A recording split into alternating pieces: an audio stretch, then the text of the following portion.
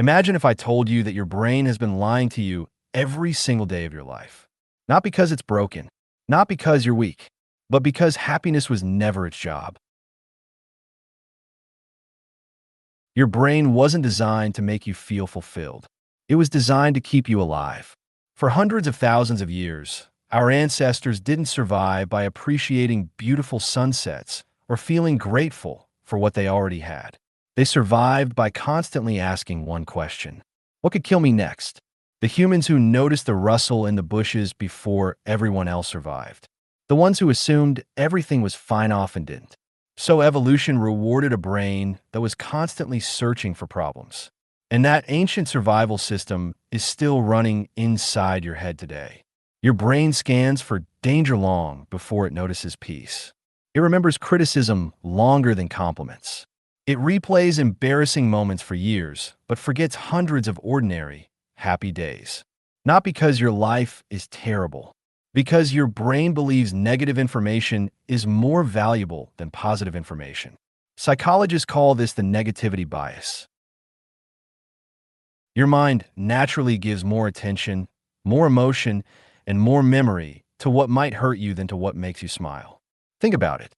You can receive 10 compliments in a single day, but one careless comment is often the only thing you remember before falling asleep. One mistake at work can erase an entire week of success in your mind. One awkward conversation can replay in your head for months, while dozens of meaningful conversations quietly disappear. This isn't a personal flaw. It's ancient programming. Your brain treats potential threats like emergencies because, for most of human history, ignoring one danger could mean death. Ignoring one beautiful flower never did. The strange part is that your brain doesn't care whether the threat is a hungry predator or an unanswered email. To your nervous system, uncertainty is uncertainty. A difficult conversation, a social rejection, a financial worry, a strange pain in your body. Your brain reacts to all of them with the same ancient alarm system. And that's why modern life feels so exhausting. The world around you changed faster than the brain inside your skull. You no longer need to worry about predators hiding behind every tree. Yet your mind still wakes up every morning searching for something to fear. If it can't find a real danger, it creates one. It worries about the future. It compares your life to someone else's. It imagines conversations that haven't happened. It invents worst-case scenarios that may never become reality. Because a brain without problems to solve feels like a brain that's failing its mission. Most people believe they'll finally become happy once every problem disappears. But your brain doesn't work that way. The moment one problem is solved, it immediately starts looking for the next. Not because your life is getting worse, because your brain is doing exactly what evolution trained it to do. And once you understand this, something surprising happens. You stop asking, "Why am I like this?" And you start asking a far more important question. If my brain was built to help me survive, why have I spent my entire life expecting it to make me happy? If survival is your brain's priority, then happiness creates an unexpected problem. The moment life becomes stable, your brain starts looking for what comes next. This is why achieving your biggest goals often feels strangely disappointing. You imagine that getting the promotion will finally make you feel complete.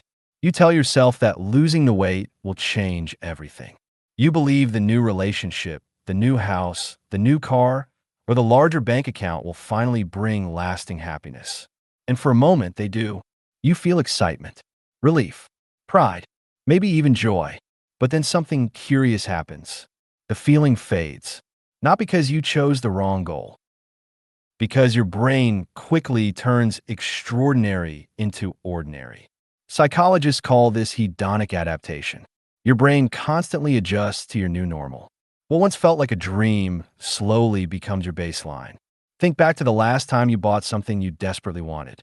Maybe it was your first car, a new phone, a gaming console, a watch. At first, it felt incredible. You couldn't stop thinking about it. A few weeks later, it simply became another object in your daily life. Nothing changed about the object. The only thing that changed was your brain. Many people mistake this for failure. They assume they picked the wrong goal. So they chase a bigger one, then another, and another, without realizing they're trapped on a treadmill that never stops moving. This is where dopamine is often misunderstood. Most people think dopamine is the chemical of happiness. It isn't. It's the chemical of anticipation, of motivation, of pursuit. Dopamine doesn't reward you for having something. It pushes you to keep chasing it. That's why the excitement before a vacation often feels stronger than the vacation itself. Why waiting for a package can be more thrilling than opening it. Why the next achievement always seems more satisfying than the last one. Your brain evolved this way for a reason. If early humans became completely satisfied after one successful hunt, they might have stopped searching for food. If they stopped improving their shelter because it felt good enough, winter could kill them. Contentment was dangerous. Constant striving increased the chances of survival. But in today's world, this ancient system has become a trap. There is always another notification, another purchase, another milestone, another person to compare yourself with. Social media understands this better than most people do. Every swipe promises something new. Every scroll hints that the next post might be more interesting. Every notification whispers that something important is waiting for you. The reward rarely comes from what you find. It comes from the possibility that the next swipe might finally satisfy you. And so you keep scrolling, not because you're weak, because your brain was designed to keep searching. The same mechanism that once helped your ancestors survive now keeps millions of people chasing things they don't truly need. More success, more money, more attention, more validation, more everything. Yet despite having more comfort than almost any generation before us, many people still feel like something is missing. Not because they don't have enough, but because the brain was never built to let enough feel permanent. And once you recognize that, you begin to realize that maybe the problem isn't your life. Maybe it's the way you've been taught to look for happiness in the first place. So if your brain will always search for danger, if it will always adapt to success, if it will always whisper that something better is just around the corner, does that mean happiness is impossible? Not at all. It simply means we've been asking our brain to do a job it was never designed to do. Most people spend their lives trying to silence their thoughts, trying to eliminate anxiety, trying to reach a point where no problems remain. But that day never comes, because the mind will always generate another concern, another uncertainty, another reason to prepare for the future. The goal isn't to stop the brain from doing its job. The goal is to stop believing that every thought deserves your attention. One of the most powerful realizations you can have is this: you're not your brain. You're the one observing it. Every fear, every doubt, every imagined disaster, every comparison, these are mental events, not objective reality.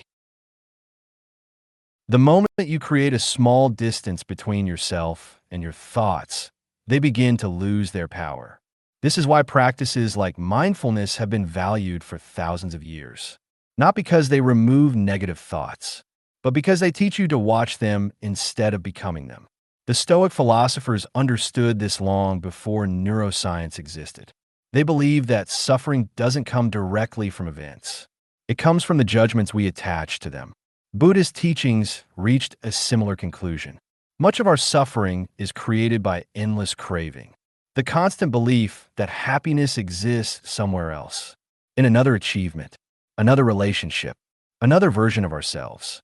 Modern neuroscience simply gives us another language for the same truth. Your brain keeps chasing because that's what it evolved to do. But you don't have to follow every direction it points. Instead of asking, what do I still need before I can be happy? Try asking, what is already here that my brain keeps overlooking? Because that's exactly what it does. It overlooks safety. It overlooks peace. It overlooks ordinary moments because they don't help survival. A quiet morning, a conversation with someone you love, a walk without checking your phone, the feeling of breathing deeply after a stressful day. These moments rarely trigger your brain's alarm system, which is precisely why they are so easy to miss. Happiness is often not something you find. It's something that appears when you stop running long enough to notice what was already there. Your brain will probably wake up tomorrow searching for another problem, That's what it has done for thousands of generations. But now you'll recognize what's happening. You can smile at it, thank it for trying to protect you, and then gently choose where to place your attention instead. Because the greatest freedom isn't having a brain that always feels happy. It's understanding why it doesn't, and realizing that your life no longer has to be controlled by the oldest survival program ever written.